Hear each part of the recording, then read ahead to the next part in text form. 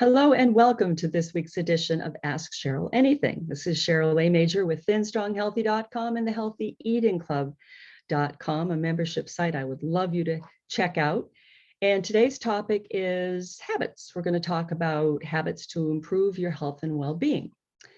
So first of all, habits have different meanings for different people. A lot of people think of them as something negative, like a bad habit, like smoking, drinking too much, let's see what else, overeating, always being late, that kind of stuff. Those are negative habits, but habits can and do show up as positive in your life. And a habit doesn't have to be something that's tough to change. A lot of people think that habits are painful to break, difficult to break, and this does not have to be the case. So let's look a little bit at how habits can be beneficial and how they have the potential to change your life for the better. So before you begin thinking about habits, it's important to look at your perception of habits. And as with so much in our lives, it all begins with mindset. And I have to confess that the more I teach and train and coach and advise and learn about health, the more I realize that your mindset is so important. It holds so much sway over every aspect of our lives, over our success and happiness, all of that. So for our purposes here, we'll put habits into two categories, either good or bad. So a bad habit is one which needs to be changed or completely erased from your life. A good habit is something you would be advised to have or to create if it's not in place already. And once you see how your association with habits resonates, you can begin to change them for the better. And when you begin to think about habits, start thinking of them as a new positive creation in your life, rather than something which needs to get done and is a chore. Embrace habits, embrace good habits. Let's start talking about ending old habits. Before we take on the creation of new habits, it's important to take a look at some of those old ones that we'd like to get rid of or change. Without judging them as either good or bad, simply take a step back and see which ones are no longer serving you. The ones that are not working in your life. For example, do you stay up too late and you can't get up in the morning, or you're really tired and you drag yourself through the day and you're not as productive because you didn't get a good night's sleep? If you're like many people, this one may ring true for you. Another one, are you late just about everywhere you go? If not, if so, you're not alone. If you are late about everywhere you go, you are not alone. Being late all the time is simply a habit, though, and it's one you can change over time. And rather than focus on not being late, focus on being on time, or even a little bit early. Give yourself a little wiggle room. It sounds odd, but it's a real shift in perception that takes the focus off the negative and puts it on the positive.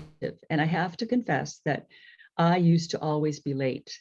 It was a source of contention with Rob and me. He would get so infuriated by the fact that I was always late. And I don't know what the change was, but I decided that I didn't want to be late anymore. And I've gotten pretty good at being on time most of the time. I won't say all the time. Most of the time, in fact, I had a client recently saying, boy, I can set my watch by you. And they didn't know how much that meant to me, but it was a real pat on the back for me that I have managed to change, morph that bad habit of being late to a good habit of being on time. And one of the things that you might do if being late is an issue for you is figure out how much time it's going to take for you to get there, and how much time it's going to take for you to get ready, and then leave yourself a little wiggle room. Leave yourself 10 minutes, because you never know when there's going to be a detour or you're going to hit a traffic snarl. So just give yourself a little wiggle room. And I have to say, if you pull into a side street because you're 5 or 10 minutes early, and you can just sit there and chill or review your notes if it's a business appointment, it's a really good feeling. It's a really good feeling. And for me, it was a real shift. Let's talk about creating new habits. Once you've identified an old habit as being one that no longer serves you, you can move ahead and create a new, more positive habit. Identify your old habit, clear it out, and then move forward to the creation of a new habit. So again, in the example of being on time, set a goal to be on time and give it a specific measurable amount of time. For example, you could write it down on a to-do list. You will be on time for 3 appointments this week. Remember, all this stuff it's not flicking a switch. It's a process, and I call it in eating, and actually in every aspect of this, I call it small steps for big changes. So if you're on time this week for the most part, and you blow it one time and you're late, cut yourself some slack. Don't beat up on yourself. Whatever you do, don't get mad at yourself. Don't throw in the towel and say, I can't do this. Don't do that. Just get back on the horse and get back riding again. That's so important. It's important with eating too. I mean, today we're talking about mindset stuff and habits, but it's so important with the eating too. So just be patient with yourself. And another thing you can do is you can tell somebody that you're going to be on time for 3 appointments this week. Just ask someone to hold you accountable for your new habit. Maybe that person has a habit that they'd like to put into place, a new habit. Maybe you can be kind of accountability partners, accountability on new habits partners. When you have it, put it down on paper and give yourself a pat on the back when you're on time, those 3 appointments that week. And once you're declaring it, you're holding yourself to the task to be and to keep your word.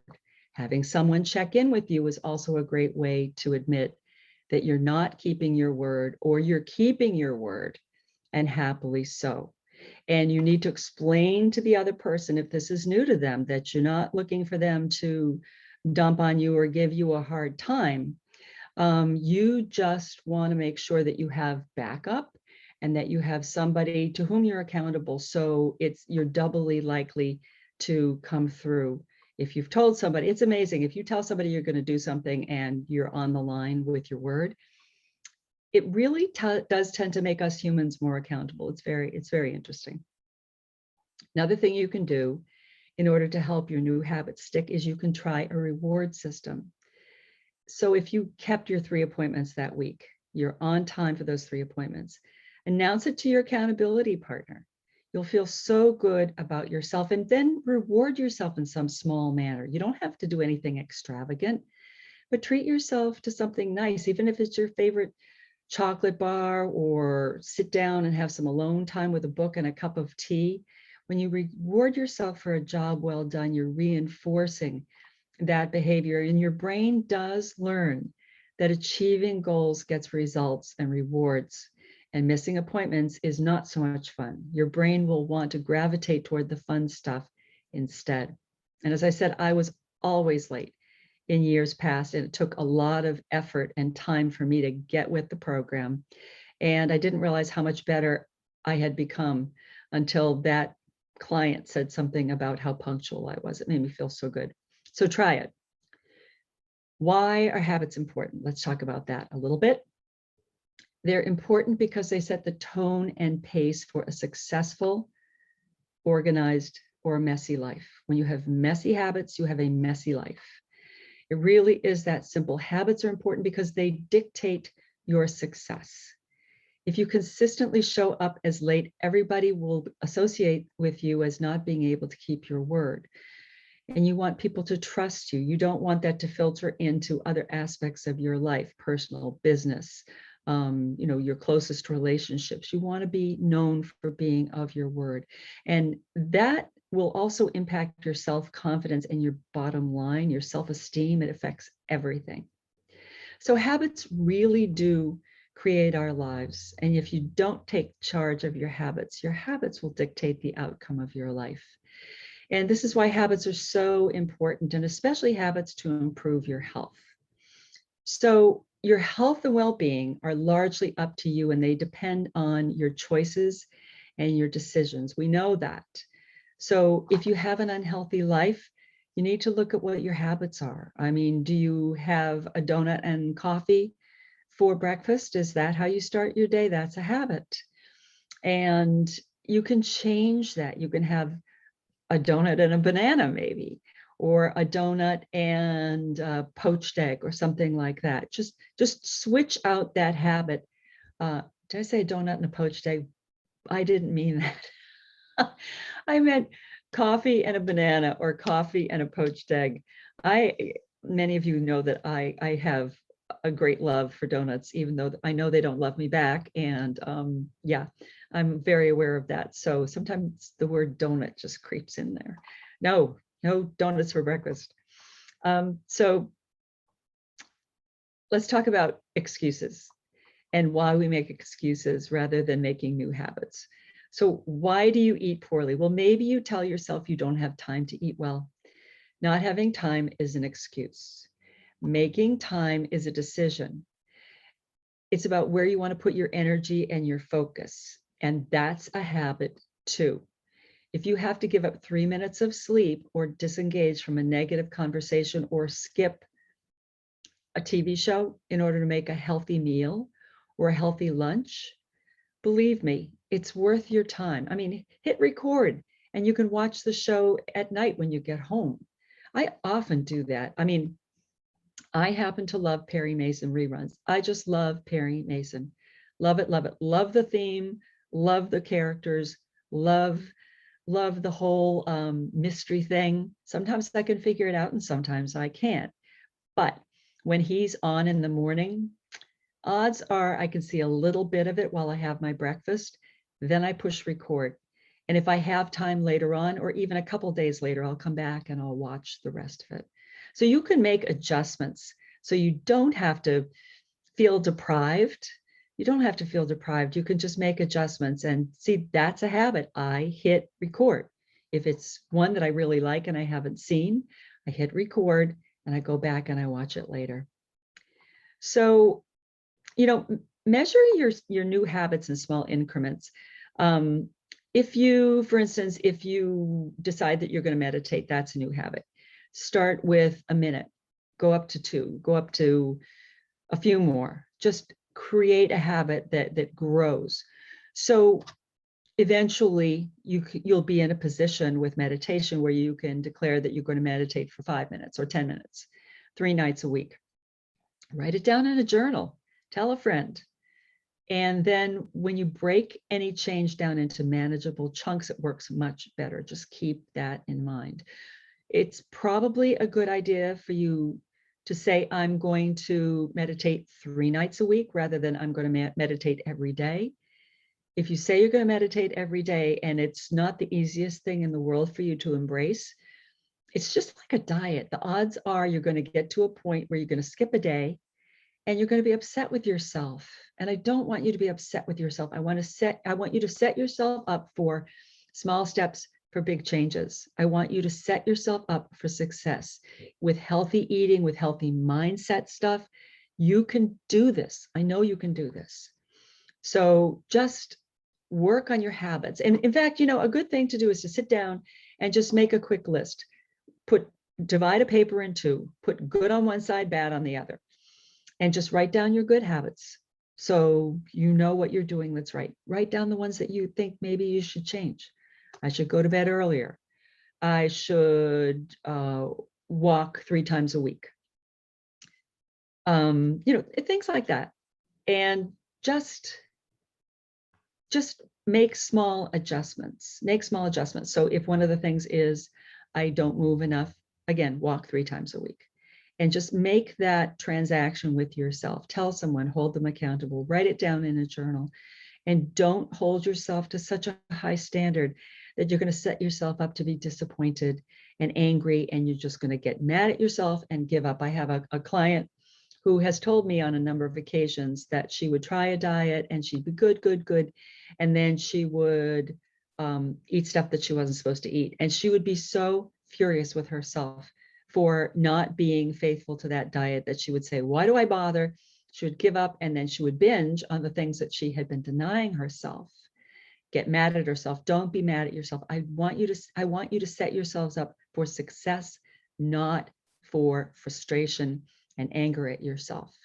So small steps for big changes with the mental stuff, small steps for big changes with the health and the eating. So I just want to check and see if we have any questions in the chat. I don't think we do. So I think we'll end here. This is CherylAMajor with thinstronghealthy.com. That's my main blog. I also have a blog about the head stuff, and that's majorupbeatme.com. I would so love it if you would go over and check those out. And then if you check out the healthyeatingclub.com, that's the membership site that I have. And I am really, really working that up now. And the price will be going up considerably in January. So now's the time to get on board. It's $19 a month, and you get so much. You get a report on a different topic every month, and you get a checklist so that you can kind of go through and answer questions that help you understand what this topic means for you, and where your challenges might be. We also have two live calls a month. And one is topic and Q&A, and the other is either topic and Q&A again, or I show you how to make something. And I've had requests for cauliflower mashed potatoes, so I think we're going to be working on that one soon. And then we also have once a month, we have a group coaching call, and that is a chance for you to get some questions you can ask one-on-one of me, what some of the things are that are really getting in your way as far as healthy eating, losing weight, trying to back off high sugar levels, that kind of thing. So please check out the healthyeatingclub.com. So thanks for joining me. This is CherylAMajor signing off, and I will see you next week. Bye-bye.